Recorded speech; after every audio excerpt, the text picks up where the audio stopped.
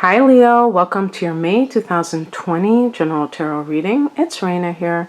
You know, it's funny because I put out this spread and I went into the reading about 8 minutes, and during the reading I started talking to you like you were Scorpio. And the funny thing about that is when I was going to decide which sign to do, I was going to do Scorpio, and so now I'm thinking, are these cards for Scorpio? But I did intend for this reading to be Leo. And by the way, usually I only have one card for the heart of the matter, and here I have 4 because I had an experience where they flipped out, and that doesn't happen, not with 4 cards. So I'm going to read this as if it is something connected to the heart of the matter, which is the central theme for May. And if you're interested in the astrological, just the pure astrological transits, I think I haven't done your sign yet, but you can check my channel periodically. I should be finishing those up in the next couple of days. Now, one thing that's happening in May is there's going to be a full moon in Scorpio, actually a super moon at 17 degrees of Scorpio in your 4th house of home and family.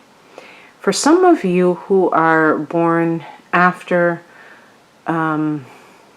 maybe August 7th-ish, this may be in your 3rd house of home and family, or of your siblings and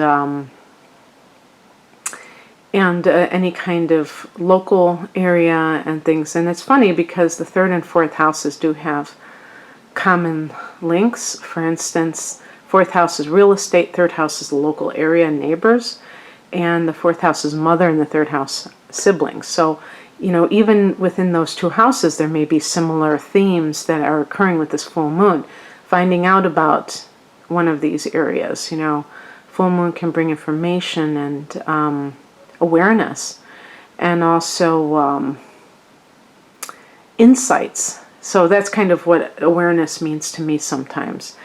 And what else? The 4th house, well, the full moon can mean that something has come to a head or to completion, to the fruition. So in these areas, it could be a writing project. If it's 3rd house, it could be, you know, severing ties with your mother. If you've realized that you can't go any further in this relationship, that does happen. And we do have some, you know, pretty tough cards on top there that I will get to. But it's definitely a super moon, so it's more intense. And of course, Scorpio, it doesn't get more intense than that. Full moons doesn't get more intense than them. So it should be a doozy, and I'm looking forward to a doozy because I think with the collective, it's going to be a purging experience where, you know, as a matter of fact, right now, this is days before that full moon. It isn't even May yet when I'm recording this, and we're already getting kind of some information and in the news. And I've done a full moon video, if you're interested in more about this particular full moon and how it is going to affect us. But I'm going to just continue on with this reading. Sorry if there's any outside noise. Some people are talking out there. I don't know why. It's usually very quiet. Okay, so one of the cards that I have is the 5 of Wands, which is a card of kind of combative energy. Sometimes it doesn't have to be bad. It can be a competitive environment. Let's say you're in a work environment where you really feel that sense of competition, but it's a friendly competition where the other people that you're dealing with are all like A-listers, top of their game, and you feel like they're helping you to grow. And of course, that's very stimulating. And Leo is a sign. Fire signs tend to be competitive, but I think Leos tend to really challenge themselves, and they are known as great leaders, and being a leader is not easy. Leos really strive for excellence, and they're very career oriented. So this may be a positive thing for you. The only reason that I'm tending to look at it more challenging is because of the cards surrounding it. And even with the other cards that jumped out as the central theme. Well, particularly this one. The Death card can be like knowing something is over and maybe you're still fighting, but you're like, why? You know, it's kind of like, I'm sorry, I just jump right into these things. They're like in my mind. Some people may not, you know, get this reference, but it's kind of a famous quote by Mick Jagger, who happens to be a Leo, who said, why are we fighting, you know, at Altamont? Give Me Shelter. Great movie. Great documentary. And that idea of we're fighting, but it's like, what is the point? Because we really know it's over with. So if this is a personal relationship, it's like you're fighting, but it's like it's kind of senseless at this point. And, you know, it's interesting because in my own journey through life, what I have figured out, and maybe this doesn't apply to everybody, but I think that there is this in-between stage where you're still fighting and you're stopping caring about that person. Not as a human being, but in that way where you care what they think about you and you care about what they think about anything, because they're no longer influential in your life. You know, they've kind of discredited themselves. And so their influence over you has kind of, you know, pretty much diminished, and yet you still get triggered, you know what I mean? And it's I think it's like a very good sign that you're on the road to indifference, which is really a great thing when you're trying to kind of extricate yourself from somebody else's life, is that sense of indifference. Like you don't care if they found somebody new, because you would be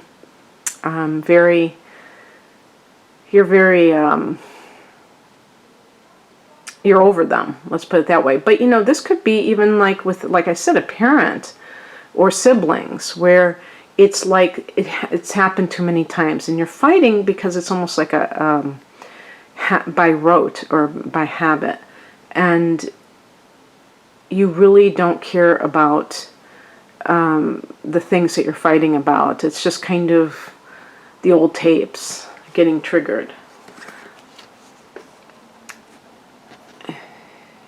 And obviously what I'm saying is with the workplace situation is that you realize that those co-workers, if you're competing against them or you're fighting with them, that you're already gone. You're already out of there. But it's like in your mind, not in your body. And then I also got you know, it's funny, I got 2 kings at the end. I got 3 kings. And I have a book where they say, okay, if you get 1 king, it means this, 2 kings, 3 kings, you know. I wish I could find that book. Because there's also a significance of getting 3 kings in a reading. If you are a reader yourself and you know, or you're pretty well versed on tarot, please drop a line if you know what this means to have 3 kings in a reading. But it's interesting, got the king and the queen also coming out. And these can be authority figures. Kings are fathers and queens are mothers. Now, interesting, like if this was your father and this is your father could be the one who is the more outwardly caring, you know, and the mother is the more of the logical one, because it's almost like role reversal. It's both of those cards have the masculine and feminine within them. And, you know, the water element is connected to both the cups and the queen. So, I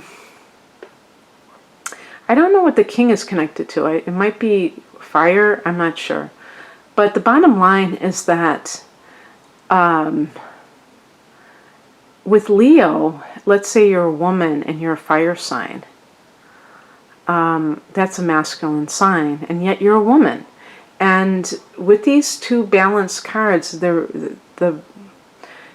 is a possibility of your own, if you like, let's say you're a supervisor, that you're able to, if you're the one that's dealing with conflict with underlings, with people that are below you, and you're afraid of having to let go of somebody, if that's what the death card means, it's really about the balance between the heart and the intellect, and not allowing one to take over it. Just by itself, the Queen of Swords is about somebody who is head over heart, but the heart isn't gone. And the King of Cups can be like a leader who is very in touch with his feelings. So in that sense, it's like, don't lose that part of yourself if you have to make an important decision. Because sometimes I think the Queen of Swords is on the horns of a dilemma. The Death card is connected to Scorpio. So perhaps this is somebody who has come into your life. Scorpios is somebody that Leos tend to attract, and of all the water signs. And this person may be very caring, and you're the one who's kind of putting up that front for some reason. And in that situation, sorry about the train, or whatever that is. Yeah, that's a train. I think it's going to be real fast. The Five of Wands may be kind of like sexual banter, that there's a lot of attraction there. And so it's flanked by two challenging cards. We have in the past position the Nine of Swords, that feeling of being trapped, well, the Nine of Swords is actually anxiety, so they depict it in that way, of being kind of trapped. I always say that the Eight of Swords to me is more of like that oppression, but maybe coming from oneself, and the Nine of Swords could be coming from an exterior situation. And you know, even like, I'm wondering, you know,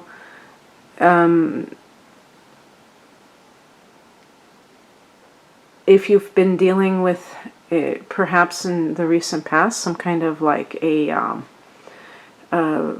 parent who has been, you know, very ill or something like that, and that has been very anxious, because with the Death card, it's kind of looming over everything. And the way I have it situated, that certainly can be the case.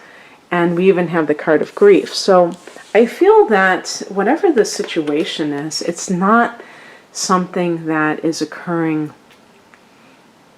I mean, it's not something that's a surprise. If there is, like, you know, the Death card does not have to be physical death.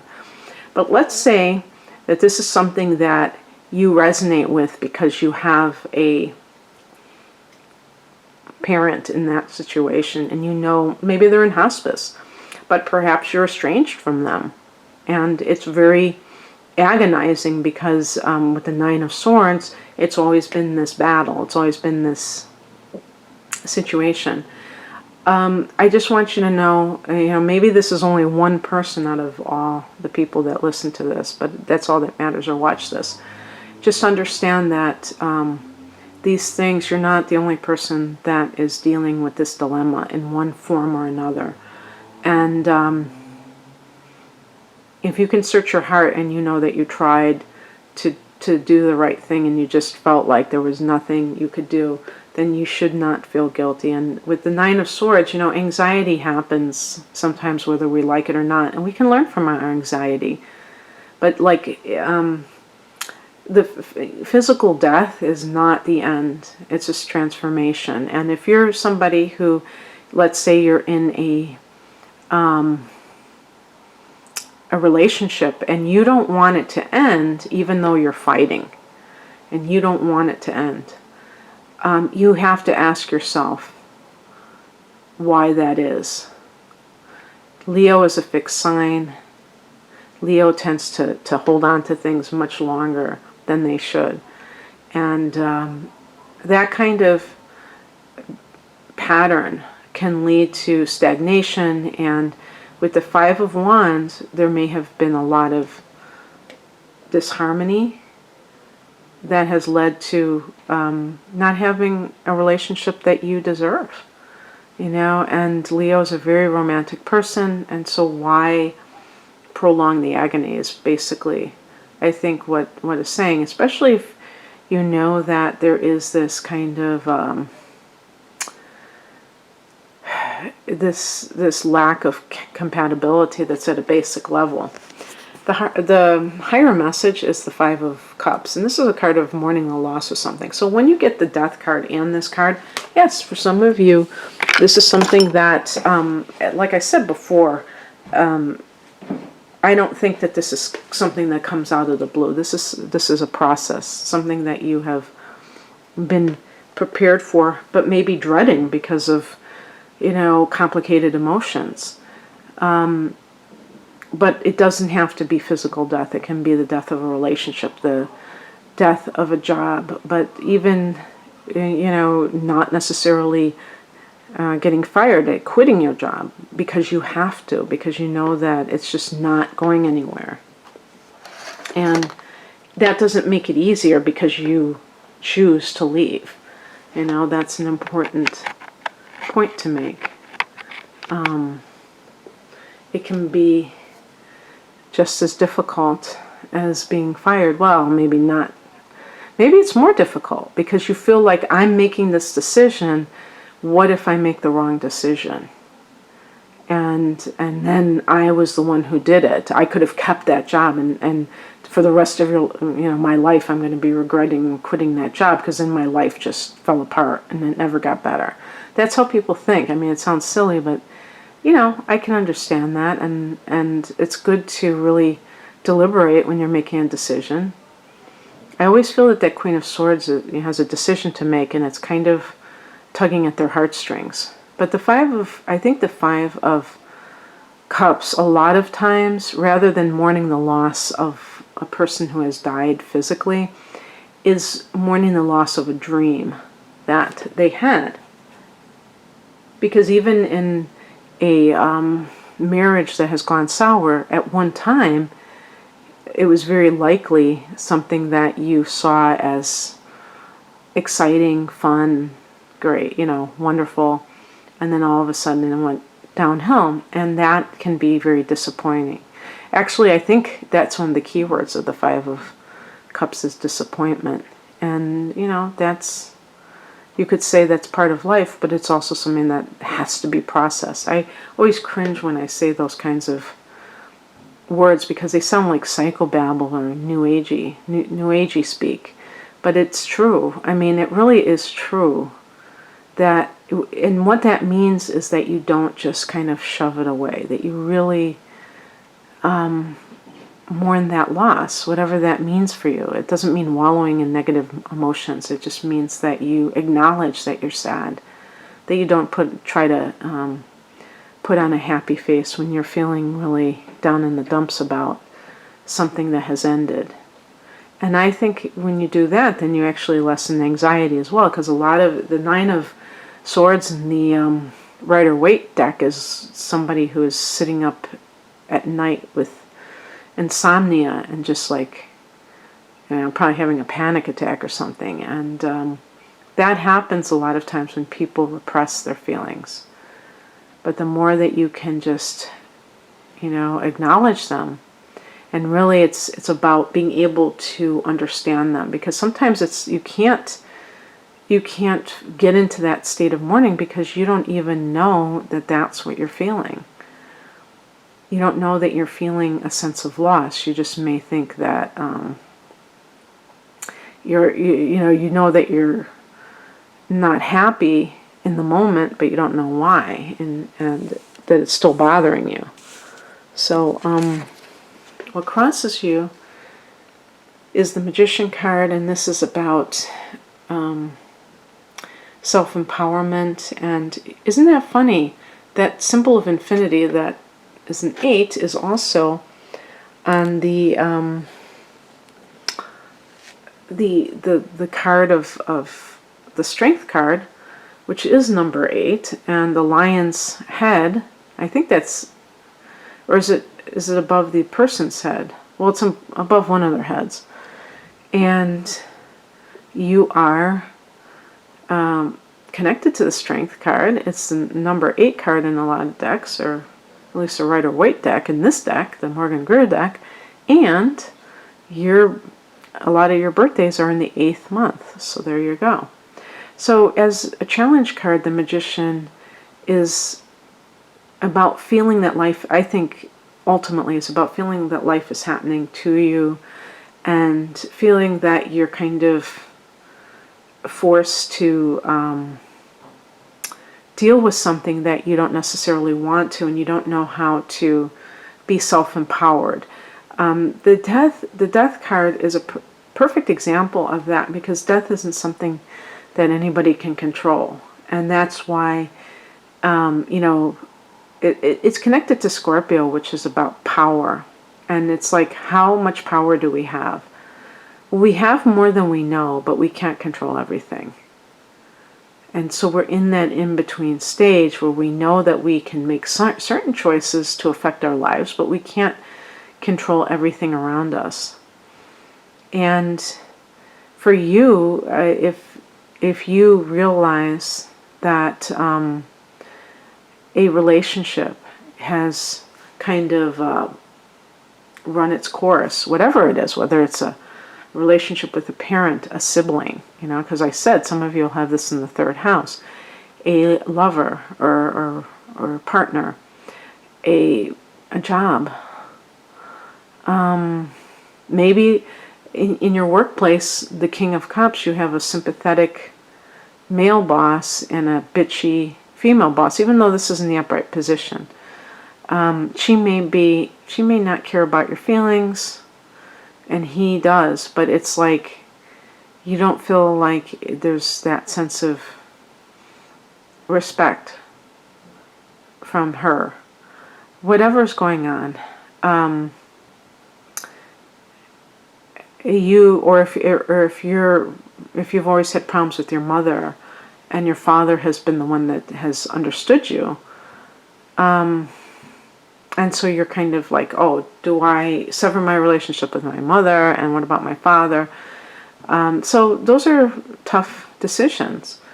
The Magician is about, to me, in this particular case, honoring yourself and your needs, and knowing that you have the power within you to do this. Not feeling like you're just kind of helpless. So, oh my God, what the heck is that? Oh good, I'm glad it's not a lawnmower. What's coming in is the King of Pentacles. Now it's interesting because with the Magician card, it can also be about starting your own business as far as I'm concerned. And because fire signs tend to be so expansive, they sometimes get grandiose. And they think, oh, I need X amount of seed money, and I have to do this, I have to do that, and I don't have this yet, and I can't launch until I have, and just these really grand schemes. And the Magician is saying you have what you need right now to do it, but you don't, it was in a challenge position, so you don't realize that. So maybe I'm here to tell you that you can do it, and the King of Pentacles can show you what your potential is for great wealth, financial mastery, and this can even be somebody who helps you, like somebody who works in the financial area, like bank manager or whatever they call them, loan officer, I don't know. But if you do need a loan, but this is the possibility of what you can become. And I always think of Leo as royalty because the regal nature of the king and the queen. And then we have the outcome, King of Wands, and your fire. So this is you being very autonomous, at the top of your game, just a really being autonomous, in control of your destiny, the master of your destiny, The fire is very creative and so entrepreneurial. In relationships, this is about maturity. So if you have been with someone who perhaps is not really up to par as a partner, that may have led to a lot of the problems that you had with this person. But that doesn't mean that they are the only ones out there, and you may meet somebody who is very dynamic, vibrant, and really the kind of person that can help you to grow. So when I started the reading with the Five of Wands, sometimes I notice that this can happen, especially if the woman is the Leo and you're with a man who, sometimes Leo women may pick a man who is rather weak, because you might attract very passive men, either because your inner planets have Cancer or Virgo, Venus and or Mars combinations, and or just in general, you're the kind of person who attracts men. You're a generous person, and there might be men who are looking for somebody to take care of them, for instance. and so you're happy to oblige, and then you realize, oh man, he wasn't kidding. And so this is a grown-up, this is not a kid. This is not somebody who is who's immature. When I say a kid, obviously I'm talking about an adult, but immature. And this was somebody who takes care of business, and you deserve somebody like that. But you may not realize, Leo, that this is your type. You might think that dominating a partner is that may be normal for you, but it's not necessarily the ideal type of dynamic in a relationship, especially if you're a female Leo trying to forge a relationship with a male.